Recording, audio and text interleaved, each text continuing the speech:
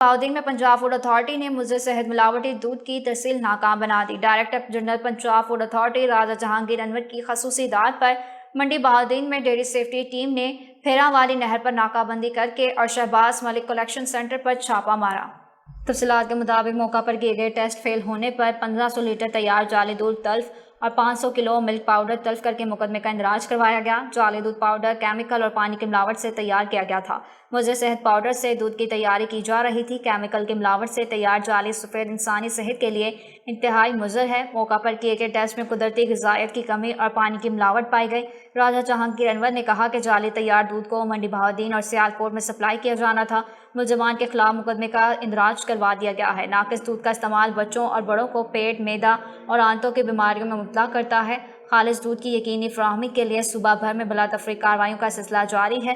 زیادہ منافع کی لالچ میں صحت کے ساتھ کھلواڑ کرنے والے نہ صرف کے سرایت کے مستحق نہیں، شہری گھروں میں استعمال کیے جانے والے دودھ کو پنجاب فوڈ اتھارٹی دفتر سے مفت ٹیسٹ کروا سکتے ہیں۔